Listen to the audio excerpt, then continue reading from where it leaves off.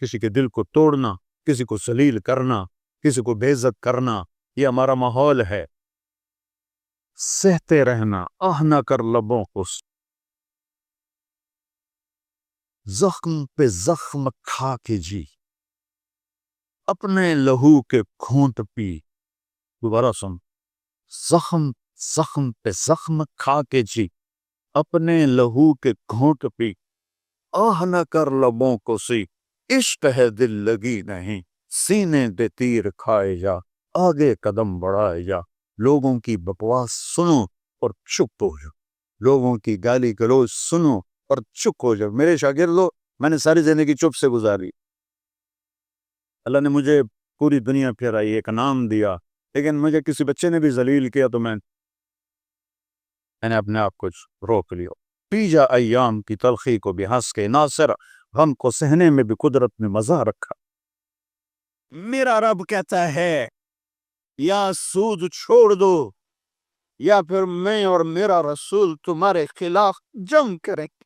جس کے پاس 4 پیسے زیادہ آتے ہیں وہ بینک بنا کے بیٹھ جاتا، بینک خرید۔ پہلے اللہ سے صلح تو کرو۔ کہتے ہو چوریاں ہیں، ڈاکے ہیں، وہ بھی ہمارے اپنے ہیں، واللہ میں ان کے لیے دعا کرتا ہوں، بد دعا نہیں کرتا ہوں، دعا کرتا ہوں، چونکہ اگر یہ اس حال میں مر گئے تو بڑی خوفناک جہنم میں جائیں گے، اور یہ میرے نبی کے امتی ہیں، نہ انہیں اللہ کے نبی کا دیدار نصیب ہوگا نہ اللہ کا دیدار نصیب ہوگا، اور جہنم کی آگ اس سے الگ ہے۔ یا تو اللہ کی جہنم کو جا کے پانی سے بجھا دو، قصہ ہی مکا دو، اور اللہ کی جنت کو آگ لگا دو، جزا سزا کا تصور مٹا دو، اور اتنے طاقتور بن جاؤ کہ آج تم لوگوں کی گردنیں اتارتے ہو تو کل جب ملک الموت تمہاری روح کھینچنے کے لیے آئے تو اس کو بھی کلاشنکوف مار دینا اور اس کے بھی سامنے کھڑے ہو کے دکھا دینا، یا اتنی طاقت پیدا کرو کہ جب تمہیں اٹھا کے قبر میں لے جا رہے ہوں تو جانے سے انکار کر دینا، اڑ جانا، میں نہیں جانتا لال و زور، یا منکر نکیر سے ٹکر لے کے دکھاؤ، یا اللہ کے سامنے قیامت کے دن اڑ کے دکھاؤ، یا یہ کرتوت کر کے میرے نبی کے سامنے کر۔ ہم کیسی امت ہے جس کے لاڈلوں کے سر ذبح کٹ گئے؟ ارے بکرے کو ذبح کرتے ہوئے بھی رحم آ جاتا ہے۔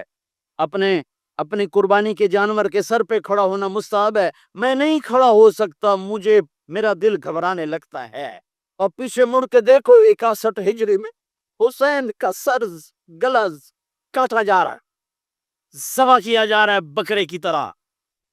جب تم ٹوٹ کر دل سے مانگو گے اللہ غیب سے کرے گا۔ مجھے بچپن کا واقعہ یاد آ گیا۔ مجھے بچپن میں کہانیاں پڑھنے کا شوق زیادہ تھا اور سکول کی کتابیں پڑھنے کا شوق تھا ہی کوئی، تو میرے اسے بڑی پٹائی ہوتی تھی۔ جب بھی وہ میں پکڑا جاتا تو میں کوئی نہ کوئی کہانی کی کتاب پڑھ رہا تھا، تو ماں نے زیادہ مارا، ابا نے کم مارا، تو وہ ہر کہانی کو ایک کتاب کے آگے اگلی کتاب کا اشتہار ہوتا تھا۔ تو میں تمہیں کیا بتاؤں، وہ اگلی کتاب کا میں نے اشتہار پڑھا تو میں کو اب میں خرید بھی نہیں سکتا ہوں، کہہ بھی نہیں سکتا ہوں، کہوں گا تو پٹائی ہوگی۔ اور وہاں ہمارا قصبہ تو لمبا، وہاں وہ ملتی ملتان سے اور ملتی نہیں تھی، ملتان ہم سے 60 میل دور، اور جانے کا کوئی سواری نہیں پیدا تھا۔ تو میں روزانہ جب سکول جاتا نا تو میں کہتا یا اللہ کسی جن کو بھیج جو بک سٹال سے کتاب اٹھائے میری ٹیبل پہ رکھ دا۔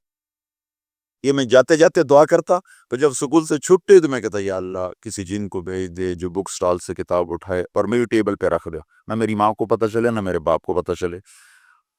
آپ یقین مانو میں نے 1 مہینہ یہ دعا مانگی، روز، چھوٹا سا بچہ میں، 6-7 سال، میری عمر 8 سال، میں دعا مانگتا جاتا، دعا مانگتا تھا۔ اللہ کی قسم ایک دن میں آیا تو میرے ٹیبل پر وہ کتاب پڑی تھی۔ میرے ماں باپ تو لے کے دے نہیں سکتے، وہ تو الٹا مجھ سے بڑی پٹائی کرتے تھے۔ ایک دفعہ میں نے چوری چھپے کتابیں خریدی، مجھے بڑی پٹائی ہوئی تھی، میری وہ کتابیں بھی چھن گئی اور پٹائی بھی نقد ہوئی، تو میں ماں باپ سے تو کہہ نہیں سکتا تھا۔ تو 1 مہینے کے بعد میں کیا دیکھتا ہوں کہ میرے ٹیبل کے اوپر وہ کتاب پڑی، اور میری ماں قریب سے گزری، میرا تو اور دل نیچے چلا گیا، ان کو ادھر اس کی نظر پڑ گئی تو پھر پٹائی ہوگی۔ جو میں تھوڑا سا آگے میں نے چھپٹا مار کے کتاب بھاگ گیا باہر اور اس کو چھپایا، پھر قسطوں میں اس کو پڑھا۔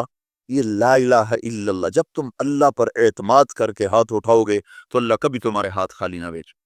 میرے نبی نے فرمایا قیامت کے دن میں اٹھوں گا، میرے دائیں طرف سے ابو بکر اٹھے گا، میرے بائیں طرف سے عمر اٹھے گا۔ حضرت بلال کی قبر ملک شام میں ہے، لیکن میرے نبی نے فرمایا بلال میرے قدموں سے اٹھے گا، مدینے سے اٹھے گا۔ ہاں، ہائے ہائے، آپ نے کہا لوگ پیدل چلیں گے، میں براق پہ چلوں گا، بلال میرے آگے صرف اونٹنی پہ سوار چلے گا۔ جب میدان معاشر میں پہنچیں گے تو بلال اونٹنی پہ کھڑے ہو کے کانوں میں انگلیاں دے کے اذان دے گا۔ وہ اذان بلالی رہ گئی رسم اذان، روح بلالی نہ رہی، فلسفہ رہ گیا تلقین غزالی نہ رہی۔ وہ اذان بلالی ہم سب سنیں گے جب کہیں گے اشہد ان لا الہ الا اللہ، تو سارا میدان معاشر کا مرد عورت کہے گا سچ کہہ رہے ہو۔ جب کہیں گے اشہد ان محمد رسول اللہ، سارا میدان معاشر کا مجمع کہے گا سچ کہہ رہے ہو۔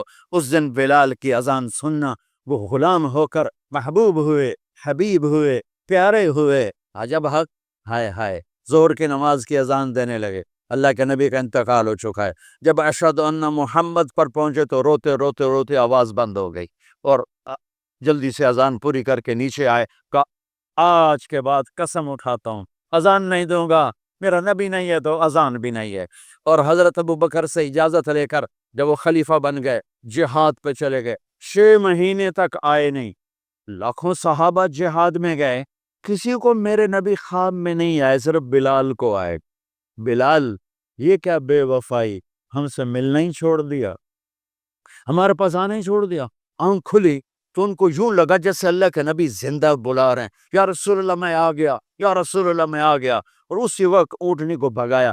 21 دن کا سفر، 21 دن کا سفر 7 دن میں کیا، 7 دن صرف نماز اور پیشاب کے لیے اترتے تھے اور بھگاتے بھگاتے بھگاتے۔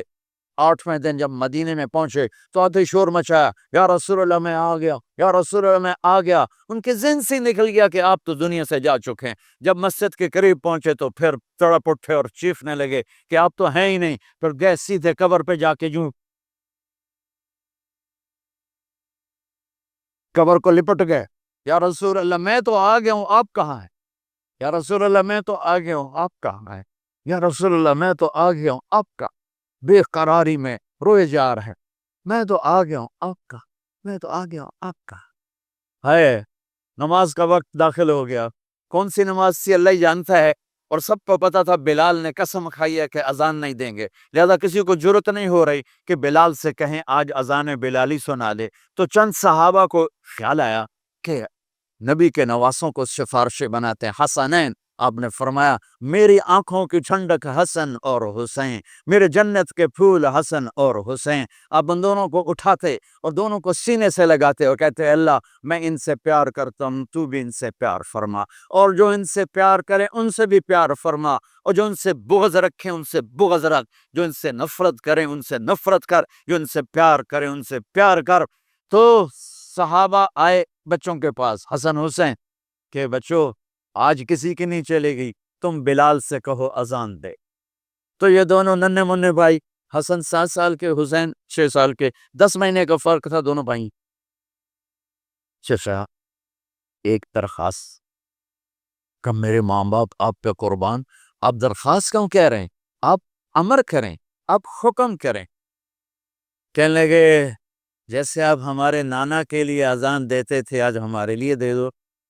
تو ایک دم وہ رونے لگے بلال، کہ ہائے میرے بچوں، میں نے قسم اٹھائی تھی کہ میں اللہ کے نبی کے بعد کبھی اذان نہیں دوں گا، لیکن تم پہ تو ہزاروں قسمیں قربان ہیں، میں اپنی قسم توڑتا ہوں اور اذان دیتا ہوں۔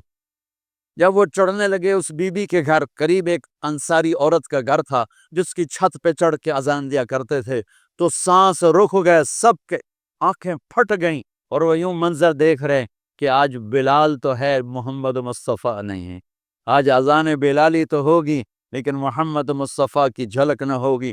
جب انہوں کانوں میں انگلیاں،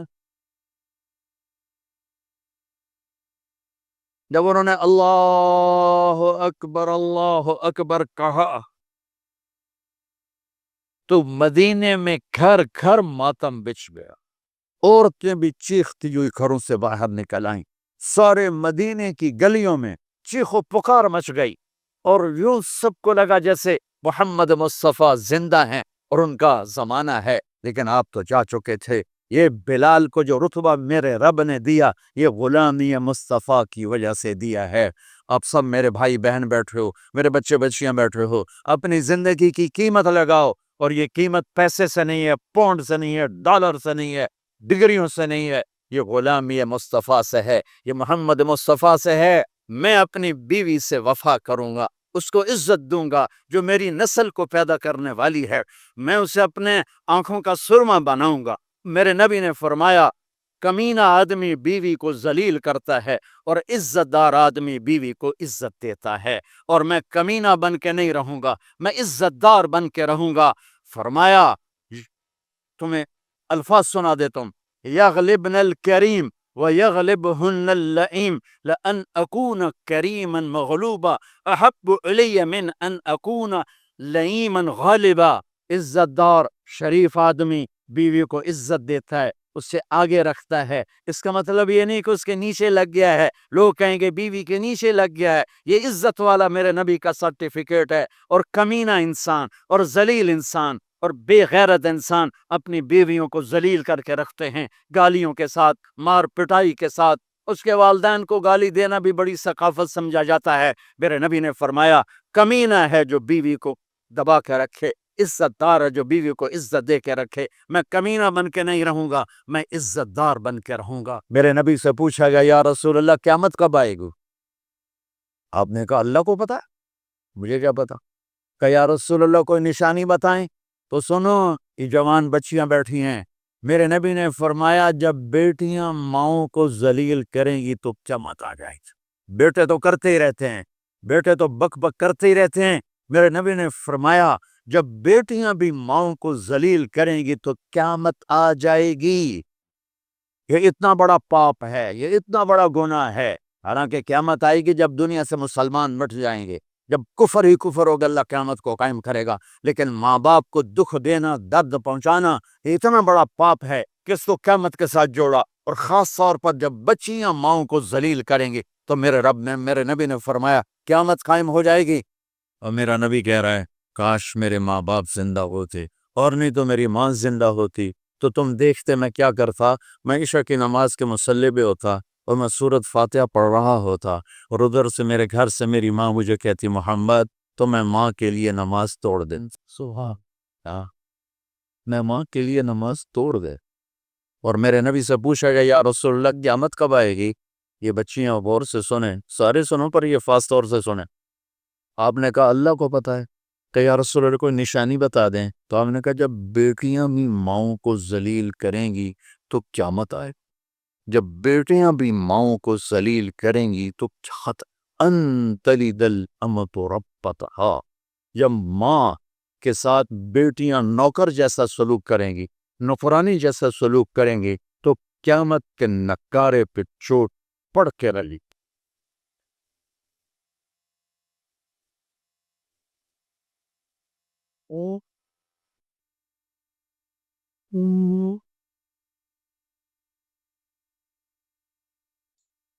وہ جو گیت تم نے سنا نہیں، میری عمر بھر کا ریاض تھا، میرے درد کی تھی وہ داستاں جسے تم ہنسی میں اڑا گئے۔ تک سن، جو گیت تم نے سنا نہیں، میری عمر بھر کا ریاض تھا، میرے درد کی تھی وہ داستاں جسے تم ہنسی